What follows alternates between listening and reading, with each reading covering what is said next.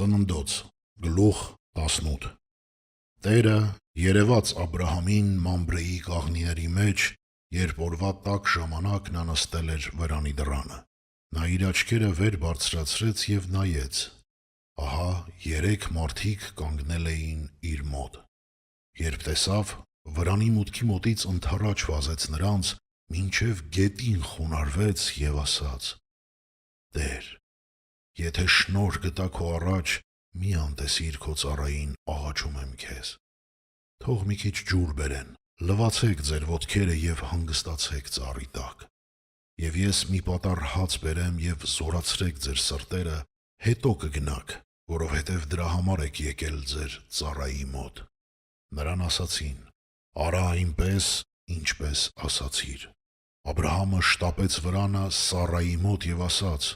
շուտ արա, 3 գրիվ ընտիր ալյուր հունցիր և գաթա պատրաստիր։ Աբրահամը վազեց արջառների մոտ, վերցրեց մի մատղաշ լավ հորթ և տվեց պատանուն, սա էլ շտապեց այն պատրաստելու։ Նա վերցրեց կարագ, կաթ և իր պատրաստած հորթն առավ ու դրեց նրանց առաջ և նրանք կերան։ Իսկ ինքը գնաց կանգնեց նրանց մոտ ծառի տակ, և նրանք հարցրին Աբրահամին.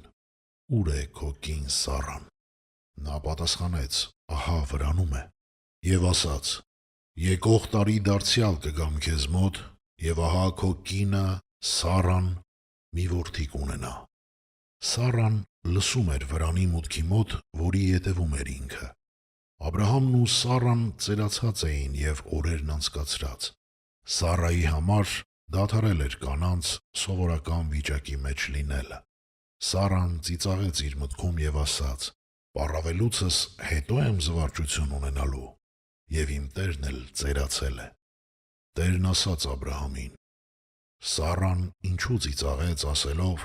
միթե ես իրոք ծնելու եմ, ես որ պառավել եմ։ Տիրոջ համար դժվար բան կա արդյոք։ Եկող տարի այս ժամանակ դարձյալ քեզ մոտ կգամ, և Սառան մի որդի կունենա։ Սառան ուրացավ և ասաց. ես չծիծաղեցի, որովհետև վախեցել էր։ Իսկ նա ասաց.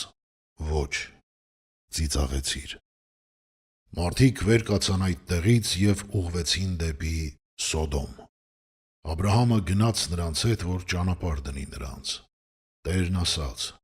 միթե ես Աբրահամից կծածկեմ, ինչ որ անելու եմ։ Աբրահամը հաստատ մի մեծ և հզոր ազգ է լինելու, և երկրի բոլոր ազգերը պիտի օրհնվեն նրանով, որովհետև ես ընտրեցի նրան, որ իր որդիներին և հետևորդներին կպատվիրի, որ նրանք պահեն Տիրոջ ճանապարհը արդարություն և իրավունք գործադրելու համար, որպեսզի Տերը Աբրահամի նկատմամբ կատարի այն, ինչ խոստացել է նրան։ Տերն ասաց.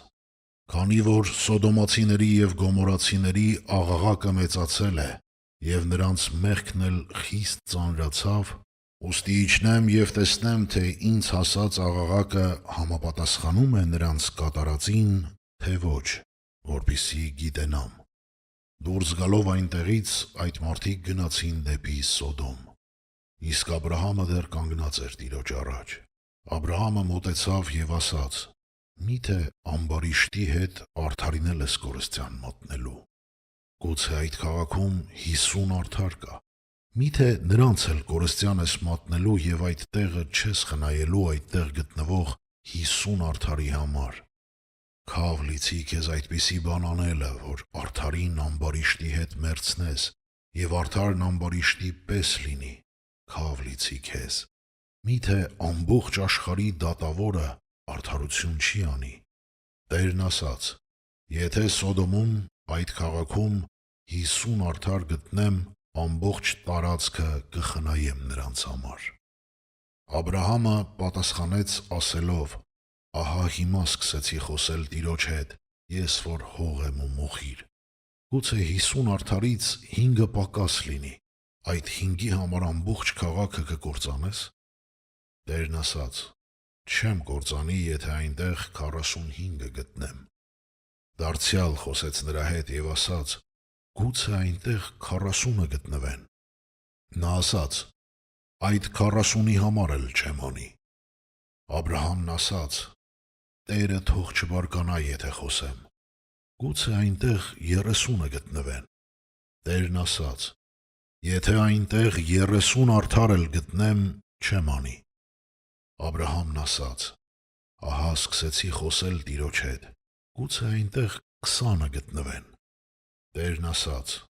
այդ 20-ի համար էլ չեմ կործանի։ Եվ ասաց.